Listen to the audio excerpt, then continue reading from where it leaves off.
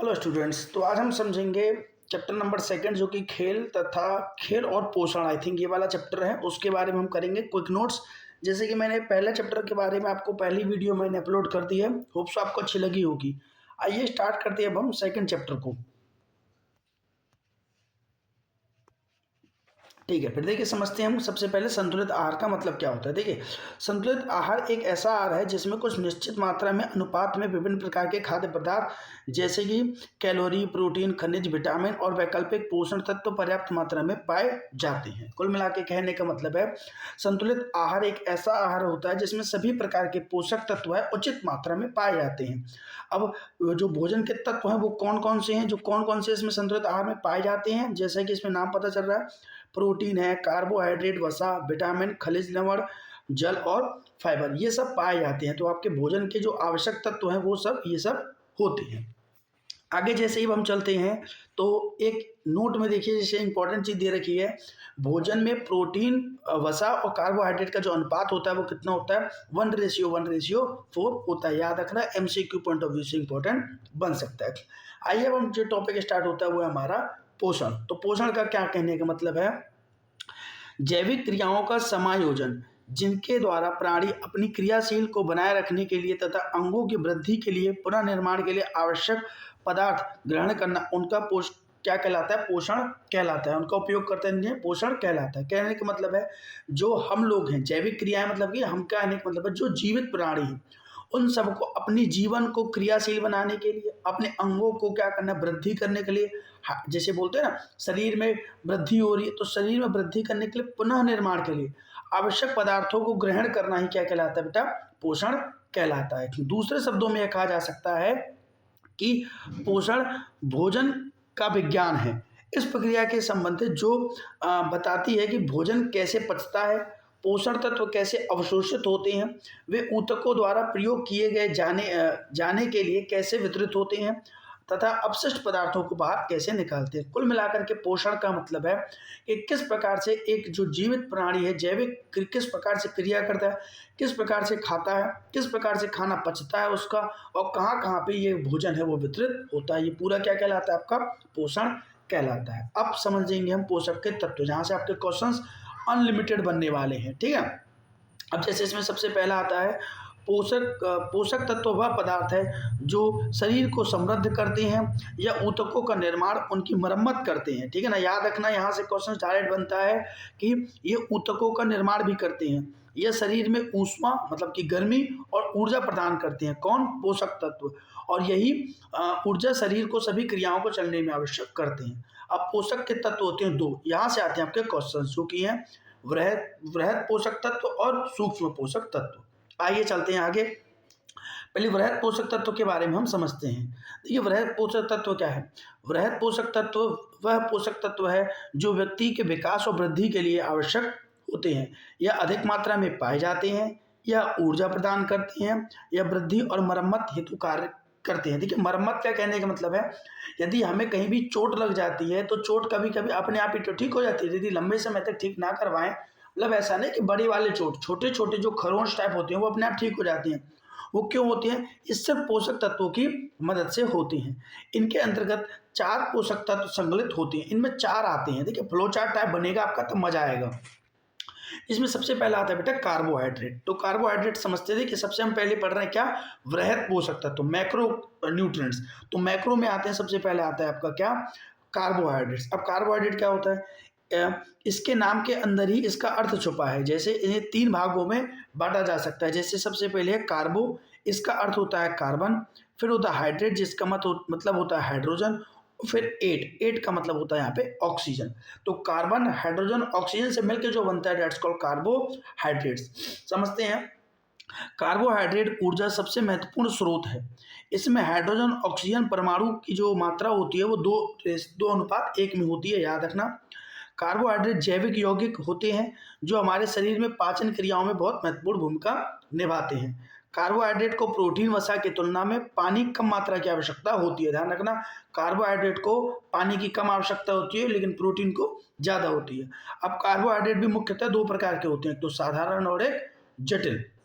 तो समझते हैं साधारण कार्बोहाइड्रेट्स क्या है और जटिल कार्बोहाइड्रेट्स क्या हैं? देखिए साधारण कार्बोहाइड्रेट्स होते हैं जैसे ग्लूकोज, फ्रक्टोज, लैक्टोज, लैक्टोज, ये साधारण अंग होते हैं। ध्यान रखना, इस साधारण से आपके डाइट यही एग्जाम्पल दे करके पूछा है कि ये कौन सा कार्बोहाइड्रेट होने वाला है। जैसे ग्लूकोज दे दिया तो वो कौन सा है? साधारण कार्बोहाइड्रेट्स होते हैं। ठीक है, अब वहीं हम जटिल वाले पढ़ें तो स्टार्च, ग्लाइकोजन आदि ये सब क्या है? जटिल हाइड्रोजन होते हैं, या पानी में घुलनशील भी होते हैं और रवेदार नहीं होते, मतलब कि रेशेदार नहीं होते। ध्यान रखना, ऐसे प्रकार के रेशेदार नहीं होते, पानी में घुलनशील होते हैं लेकिन।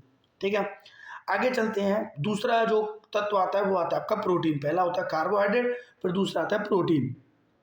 Protein carbon, hydrogen, oxygen, nitrogen नामक तत्व से बना होता है प्रोटीन। ध्यान रखना, प्रोटीन के अणु काफ़ी बड़े होते हैं, इसलिए यह प्रत्यक्ष रूप से हमारे शरीर में नहीं पाए जाते। ठीक है ना, पाए नहीं जाते, डालने पड़ते हैं। आगे, प्रोटीन हमारे पाचन क्रिया संस्थान और अमीनो एसिड में बदल जाता है। ठीक है ना, आगे अमीनो एसिडों की संख्या कितनी होती है? 23, जिनमें 9 अमीनो एसिड में आवश्यक उपलब्ध होनी चाहिए। देखो 23 अमीनो एसिड्स की संख्या होती है, जिसमें से 9 तो हमारे आहार में कम से कम होना ही चाहिए। फिर आता है प्रोटीन नए ऊतकों का निर्माण तथा मरम्मत करती है। ठीक है, आगे, शरीर को आदर्श भार के प्रति पाउंड के अनुसार 0.36 ग्राम प्रोटीन आवश्यक होता है हमारी बॉडी को। ध्यान रखना, आगे, प्रोटीन की कमी से हमारे अंगों में अनेक प्रकार के रोग होते हैं। जैसे एग्जाम्पल इसमें दे रखा है, मारामुस और कावासी ओकर। ठीक है, ये बीमारियों के नाम है, थोड़े से याद रख लेना। ठीक ना, ये बीमारियां थोड़ी इंपॉर्टेंट भी बन सकती हैं। आगे आता है आपका वसा। बेटा, वसा का क्या मतलब है? वसा अर्थात चिकनाई। शरीर के लिए वसा का मतलब फैट होता है एक तरीके से। ठीक है ना, याद रखना। आगे, शरीर में क्रियाशील बनाए रखने में सहयोग वसा के लिए उपयोगी है, किंतु इसकी अत्यधिक हानिकारक भी हो सकती है। वसा हमारे बॉडी में एनर्जी तो प्रोवाइड करवाता है, लेकिन इसका अधिक मात्रा फैट बना देगा, तो ये ज़्यादा दिक्कत भी दे सकता है। इसलिए वसा में कार्बन, ऑक्सीजन, हाइड्रोजन नामक तत्व पाए जाते हैं और क्रमशः ऐसे पाए जाते हैं 76, 12, 12। याद रखना इस डाटा को। वसा हमें गर्म प्रदान करता है तथा अंगों को कोमल और सुरक्षित रखता है। वसा आहार में 3 विभिन्न प्रकार के होते हैं, जैसे सैचुरेटेड, पॉली अनसैचुरेटेड और मोनो अनसैचुरेटेड। ठीक है ना, अब समझते हैं आगे कि सैचुरेटेड वसा को अत्यधिक मात्रा में लेने से हृदय में रोगों की संभावना अधिक बढ़ा देता है। मतलब कि ज़्यादा होने पे हृदय रोग से संबंधित प्रॉब्लम्स हो सकती हैं और कोलेस्ट्रॉल का मात्रा बढ़ सकता है। फिर आता है आपका जल। अब जल में समझते हैं, हाँ, यह सारे प्राणियों के जीवन का आधार है। आमतौर पर जल का प्रयोग द्रव के अवस्था के लिए उपयोग में लाया जाता है। द्रव का मतलब होता है जो लिक्विड फॉर्म में होता है। यह ठोस अवस्था और गैसीय अवस्था में भी पाया जाता है। ठीक है, क्योंकि ठोस बर्फ हो जाएगा और भाप मतलब कि जल का भाप बन जाएगा। जल या पानी एक आम रासायनिक पदार्थ है जिसका अणु 2 हाइड्रोजन और 1 ऑक्सीजन से मिलकर के बनता है, जिसको बोलते हैं हम H2O। मनुष्य में के रक्त में लगभग 90% तो पानी ही होता है, इसलिए बोलते हैं पानी ज़्यादा पीना चाहिए। यूनिसेफ के अनुसार पानी वृहत पोषक तत्वों में सम्मिलित नहीं है। ठीक है ना, ध्यान रखना। अब लेकिन दे रखा है लेकिन नहीं है। आगे, यह शरीर के तापमान को नियंत्रित करता है। ध्यान रखना, ये वाला यदि असर्शन रीजन में आ गया तो दिक्कत दे देगा। यूनिसेफ के द्वारा ये नहीं है सम्मिलित, बाकी दे रखा है जरूर। यह शरीर के तापमान को नियंत्रित करता है पानी। यह शरीर के उपापचय के लिए के हेतु अत्यधिक आवश्यक है। जल अपशिष्ट पदार्थों को बाहर निकालने में भूमिका निभाता है। ठीक है, जब खाना नहीं पचता है तो बोलते हैं ना गर्म पानी पिया करो क्या करके, तो ये अपशिष्ट पदार्थों को बाहर निकालता है। जल पोषक तत्वों को कोशिकाओं को तक ले जाने में सहायता करता है। पोषक तत्वों को शरीर के डिफरेंट पार्ट्स तक ले जाने के लिए ये सहायता करता है। आगे चलते हैं अब आ जाते हैं हमारे सूक्ष्म पोषक तत्व। वो हो गए आपके 4 पोषक तत्व बृहद के। अब आते हैं सूक्ष्म के। तो देखिए सूक्ष्म में क्या है? सूक्ष्म पोषक तत्व वो पोषक तत्व होते हैं जिनकी आवश्यकता जीवन भर के लिए बहुत कम मात्रा में पड़ती है, इनका कम मात्रा में जरूरत होती है। यह पोषक तत्व 2 होते हैं, खनिज और विटामिन। तो समझते हैं सबसे पहले खनिज क्या होता है। देखिए मानव शरीर का 4% भाग खनिजों से बना हुआ है। खनिज हमारे दांतों, आँखियों, मांसपेशियों को स्वस्थ रखने में मदद करता है और जो खनिज होते हैं वो दो प्रकार के पाए जाते हैं, फिर से माइक्रो खनिज और मैक्रो खनिज। आइए समझते हैं माइक्रो खनिज क्या है। ठीक है, देखिए ये चैप्टर थोड़ा सा कॉम्प्लिकेटेड है क्योंकि इसमें ना बहुत छोटे छोटे छोटे छोटे सब टॉपिक्स हैं, इसकी वजह से समझते हैं। मैक्रो खनिजों की श्रेणी में बहुत खनिज आते हैं, जैसे कि calcium, potassium, sodium, magnesium, phosphorus. याद रखना आते ही है क्वेश्चन, इस पर थोड़ा सा ज़्यादा टाइम स्पेंड करना है इस चैप्टर में। यदि यह सब खनिज हमारे शरीर के लिए अत्यंत आवश्यक होते हैं। कैल्शियम भारी अस्थियों और दांतों की वृद्धि के लिए आवश्यक होते हैं। ये रक्त में थक्के जमाने में सहायता करते हैं। कैल्शियम हमें दूध, पनीर, अंडा, दही से मिलता है। याद रखना, ये सोर्सेज जरूर याद करके जाने हैं कि कैल्शियम कैसे मिलता है, ये सब कैसे मिलते हैं। और देखिए कैल्शियम का काम क्या है, हड्डी से संबंधित। आगे सोडियम मांसपेशी क्रियाओं को सहायता करता है, जैसे कि तंत्र का आवेग में प्रेषण सहायता लाता है। सोडियम को हम साधारण नमक, अचार, मक्खन, घी आदि से प्राप्त कर सकते हैं। ये तंत्रिकाओं के आवेग में, मैं जो टिक लगा रहा हूँ ध्यान रखना, तंत्रिकाओं के आवेग में सहायता करते हैं। पोटेशियम हमारे शरीर में पानी की मात्रा को बनाए रखने में सहायता करते हैं। पोटेशियम कहाँ से मिलता है, टमाटर, हरी सब्जी, पत्तेदार सब्जी, खट्टे फलों से मिलता है। पोटेशियम का मेन काम क्या है, पानी को बनाए रखना। ठीक है, कैल्शियम का काम क्या है, अस्थियों को भारी और दांतों में और रक्त के थक्के जमाने में काम आता है। ठीक है बेटा, ये पूरा पोस्टमार्टम हो गया क्वेश्चन का। आगे आते हैं माइक्रो खनिज। अब माइक्रो खनिज क्या होते हैं ये समझते हैं अब हम। देखिए माइक्रो खनिज में आते हैं आपके, माइक्रो खनिज की श्रेणी में बहुत खनिज आते हैं, जैसे आयोडीन, लोहा, क्रोमियम, तांबा, कोबाल्ट आदि। अब लोहा हमारे में हीमोग्लोबिन के उत्पादन में अति आवश्यक होते हैं। लोहा का क्या काम है, हीमोग्लोबिन का उत्पादन करना, तथा इसकी कमी के कारण रक्तहीनता होती है। जो हीमोग्लोबिन की कमी होती है वो आयरन के कारण होती है। अब ये कहाँ पाया जाता है, अंडे में, पालक में, केले में, हरी पत्तेदार सब्जियों में पाया जाता है। आगे आता है कोबाल्ट। कोबाल्ट शरीर में रक्तहीनता से बचाव करता है। यह हमें दूध, मीट से प्राप्त होते हैं। आयोडीन थायरॉक्साइड नामक हार्मोन रिलीज करता है। ध्यान रखना, आयोडीन थायरॉक्साइड उत्पादन करता है या वृद्धि में विकास करता है। आयोडीन के अभाव से हमको घेंघा रोग होता है। ध्यान रखना, जो हमारे गले जब फूल जाते हैं ना उसको घेंघा रोग बोलते हैं। आयोडीन हमें मछली व समुद्र भोजन से प्राप्त कर सकते हैं। आयोडीन वैसे नमक के कारण होता है। ठीक है बेटा, आगे हम समझते हैं विटामिन। अब विटामिन के ऊपर बहुत सारे क्वेश्चंस बनते हैं बोर्ड एग्जाम में। तो विटामिन एक प्रकार के रासायनिक होते हैं जिनकी आवश्यकता शरीर को स्वस्थ बनाने में और बहुत कम मात्रा में आवश्यकता होती है। एक होते हैं वसा में घुलनशील, एक होते हैं पानी में घुलनशील। आइए समझते हैं वसा में घुलनशील को। देखिए वसा में घुलनशील यह वह विटामिन होते हैं जो वसा में घुलनशील होते हैं, जैसे कि विटामिन ए। इसका रासायनिक नाम रेटिनल है। एक क्वेश्चन यहाँ से तैयार कीजिए। देखिए बहुत स्वीट एंड शॉर्ट नोट्स हैं, ईच एंड एवरी पॉइंट से एग्जाम में क्वेश्चंस लिखे हुए हैं, तो ये मत कहना कि इंपॉर्टेंट क्या है, यही तो इंपॉर्टेंट है। तो इनका रासायनिक नाम क्या है, रेटिनल है। इस विटामिन के कारण क्या रतौंधी रोग होता है, पहली बात। इसका मुख्य स्रोत है दूध, आम, पपीता, पीली सब्जियां। बताओ कोई दिक्कत तो। फिर चलते हैं अब हम विटामिन डी की तरफ। इसका रासायनिक नाम से क्वेश्चन पूछे जाते हैं। ठीक है, तो ध्यान रखना, इसका रासायनिक नाम क्या है, कैलेक्सीफेरॉल। ठीक है ना, कैलेक्सीफेरॉल। इस कमी के कारण बेरी बेरी रोग होता है। ध्यान रखना, ठीक है ना। आई थिंक इसमें थोड़ा सा रॉन्ग दे रखा है विटामिन डी, ये तो विटामिन बी से होता है ना बेरी बेरी रोग। तो चलिए इसको ठीक कर लेंगे एक बार। ठीक है, और विटामिन डी से वैसे रिकेट्स की बीमारी होती है, मैं बताता हूँ, लिखिए आप लोग। विटामिन डी से रिकेट्स की बीमारी होती है। इसका मुख्य स्रोत दूध, अंडा, सूरज की किरणें, मछली का तेल, ये तो ठीक है। ठीक है बेटा, विटामिन ई पे आते हैं। विटामिन ई का जो रासायनिक नाम है वो क्या है, टोकाफेरोल। ठीक है, याद रखना। इसकी कमी के कारण मांसपेशियों की क्षमता कम हो जाती है और दृष्टि में कमजोरी की समस्या होती है। और ऐसे विटामिन सी से भी दृष्टि की समस्या होती है। और विटामिन ई से ना बोल सकते हैं स्किन भी थोड़ी प्रॉब्लम्स होती है। बाकी इसका मेन है मांसपेशियों की क्षमता। मुख्य स्रोत आपको नारियल का तेल, दूध, अंडा, ये सब आदि में पाया जाता है। ठीक है, फिर आते हैं विटामिन के की तरफ। विटामिन के क्या है, इसका रासायनिक नाम याद कीजिए, फाइलोक्विनोन, ये नाम है इसका। इसके कमी के कारण क्या होता है, खून की कमी होती है विटामिन के से। इसका मुख्य स्रोत टमाटर, पालक, बंद गोभी, सोयाबीन, गेहूं, अंडे आदि होते हैं। तो कौन कौन से विटामिन आ गए बेटा आपके इसमें, विटामिन आ गया ए, डी, ई की। ऐसे याद रख लीजिए इसको शॉर्ट फॉर्म में, ए, डी, ई की। ठीक है, ठीक है, ADE के।